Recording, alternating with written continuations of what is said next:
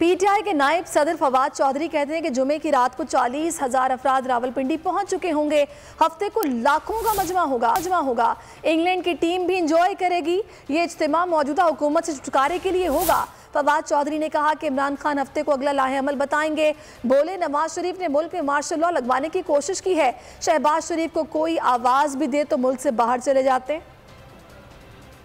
अल्लाह ताला जो 26 का इज्तिमा है वो यही बात यकीनी बनाएगा कि पाकिस्तान में इस हुकूमत से हम छुटकारा हासिल करें और इलेक्शंस की तरफ जाएं और अवाम को मौका मिले कि वो हुकूमत मुंतखब कर सकें। तहरीक इंसाफ के जो एहतजाज हैं वो तो फैमिली इवेंट्स होते हैं, उसमें तो बच्चे आते हैं, औरतें आती हैं, तो जिस तरह से हमारा एक फेस्टिवल होता है वैसे ही होता है। तो इंग्लैंड की क्रिकेट टीम भी इंजॉय करेगी और उनको भी चाहिए कि हमारे साथ पाकिस्तान में कहें कि ये इम्पोर्टेड हुकूमत नामंजूर है। कितने दिन बैठेंगे ये हफ्ते को इंशाल्लाह तय करें। वज़ीर आज़म तो खैर पर्दे से ही नहीं निकल रहे, चिलमन से लगे बैठे हैं।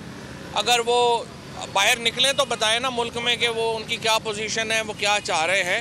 आज मुल्क में मार्शल लॉ नहीं है तो इमरान खान की वजह से नहीं है। नवाज शरीफ ने तो पूरी कोशिश की है मुल्क में मार्शल लॉ लगवाने की। मार्शल लॉ के रास्ते में कोई रुकावट है तो वो हम हैं, तहरीक इंसाफ है। मार्शल लॉ नहीं लगेगा इंशाल्लाह। अगर आपको ये वीडियो पसंद आई है तो हमारे चैनल को सब्सक्राइब कीजिए और बेल आइकन पर क्लिक कीजिए।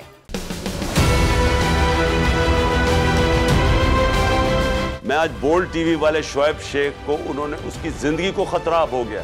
पहले उसको था अरशद शरीफ को, आज शोएब शेख का मुझे पैगाम आया, उसको धमकियां दे रहे हैं कि उसको मारेंगे। इस सिर्फ के बोल्ड टीवी हमें उठा रहा है। बोल्ड ने हमेशा हक और सदाकत का साथ दिया, सच के साथ खड़ा रहा। हम हैं मिसाल अब्र, मगर इस हवा से हम डर कर सिमट ही जाएंगे, ऐसे भी हम नहीं। बड़ी मुश्किलात, बड़े बड़े चैलेंजेस, सिर्फ बोल खड़ा रहा, बोल डटा रहा। बोल को है जरूरत अवाम के दुआओं की। इजहार आसाती के लिए, पाकिस्तान के लिए, पाकिस्तानी अवाम के लिए।